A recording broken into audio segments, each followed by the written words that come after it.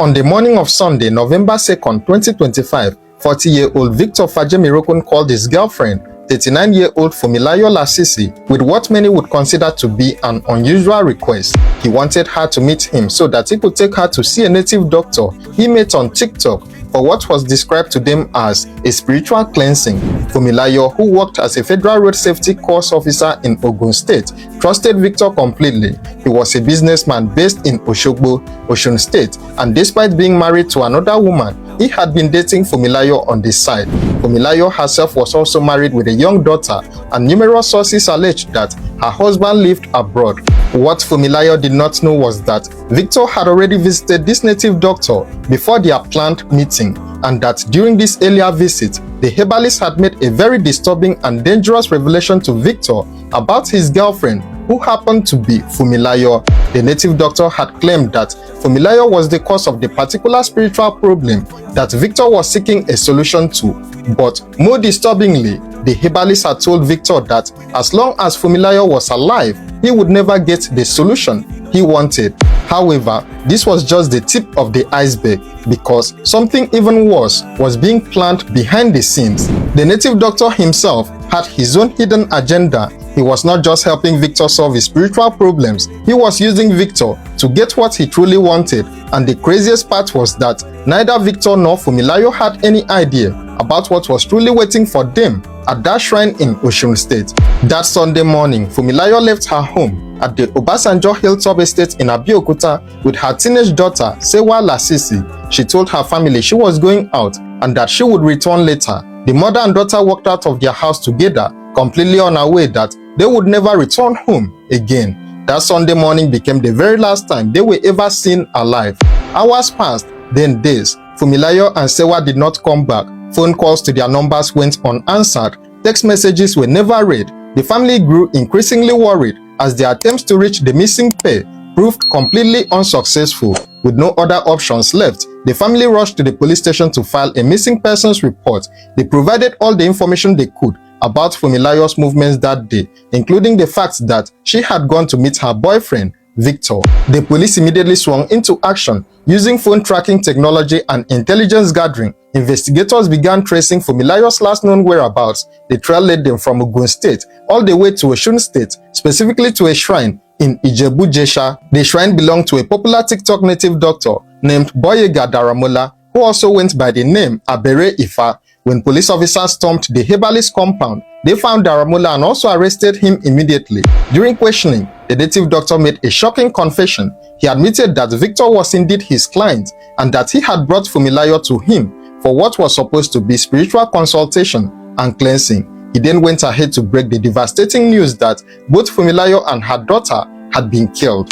The news spread quickly through the community and also among law enforcement. A saving federal road safety course officer, a superintendent route commander responsible for overseeing multiple routes and coordinating strategic enforcement operations, had been murdered along with her innocent daughter.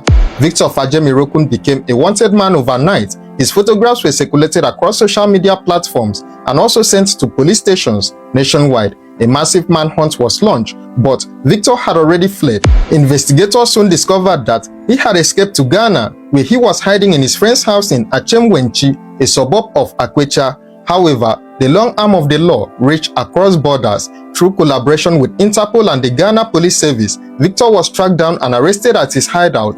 The Eastern South Regional Police Command of the Ghana Police Service apprehended him and made arrangements to send him back to Nigeria to face justice. Meanwhile, back in Nigeria, police were arresting other suspects connected to the gruesome murder. One by one, they were picked up and brought in for questioning. Each confession revealed more horrifying details about what had happened to Funmilayo and her daughter. Victor's confession painted a disturbing picture. He explained that he had met Gboyega Daramola on TikTok, the popular social media platform. After making contact online, Victor decided to visit the herbalist shrine in Osun State to seek spiritual help for his business problems. During that visit, Daramola told him something that would seal Funmilayo's fate. The herbalist claimed that Funmilayo had used spiritual manipulation to take Victor's glory and that this was why nothing in his life was working. The solution, according to Daramola, was to bring Funmilayo to the shrine. Victor, apparently believing everything the herbalist had told him, agreed to the plan. He lured Funmilayo under the pretense of spiritual consultation, telling her that they both needed cleansing, and that this particular native doctor was very powerful and could help them. When Funmilayo arrived at the shrine with her daughter and Victor, the native doctor examined her and declared that she needed immediate spiritual intervention. He told her that certain rituals had to be performed in the bush for the cleansing to work properly. He then instructed two of his assistants to take Funmilayo and her daughter into the forest. Trusting that this was all part of the spiritual process, Funmilayo followed the men into the bush with her daughter by her side. Once they were deep in the forest, away from any help or witnesses, the men attacked. One of them brought out a knife and took Funmilayo's life. The men then proceeded to the next stage of their evil plan, which was their real motive for luring Funmilayo to the shrine in the first place. They began harvesting her vital organs such as head, breast, hands, and private parts. Her daughter, Sewa, witnessed this horror. Before suffering the same fate, she too was murdered and her body was mutilated. Her head, hands, and feet were removed. One of the arrested suspects, Sunday James, who worked as an assistant to Daramola, confessed that he was the one who carried out the actual killings. He stated that he met Funmilayo and her daughter at his boss's house on November 2nd. According to James, Daramola had told him that Victor had previously visited an Islamic cleric who revealed to him that his female friend had used his glory. James claimed that Daramola ordered him to kill the woman and her daughter and even threatened him when he hesitated. James led the police to the dam in Osun State where Funmilayo's mutilated body had been dumped. He also showed them the location in the bush where Sewa's body had been left. Both bodies, missing several vital parts, were recovered and then taken to the Osun Teaching Hospital mortuary.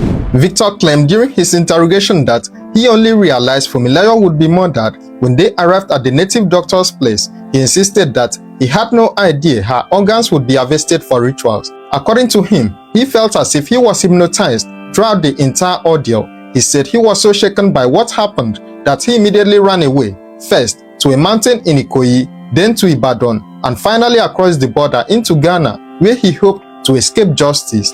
However, Victor's story did not align with other evidence. He had told his wife in Osogbo that he was going to Ikoyi for prayers that day, but he never mentioned Funmilayo. He had also met the native doctor beforehand and knew exactly what was being planned. Daramola, the native doctor who allegedly ordered the killings, tried to shift the blame entirely onto Victor. He told police that it was Victor who instructed them to eliminate Funmilayo, though he denied being present when the murders were committed.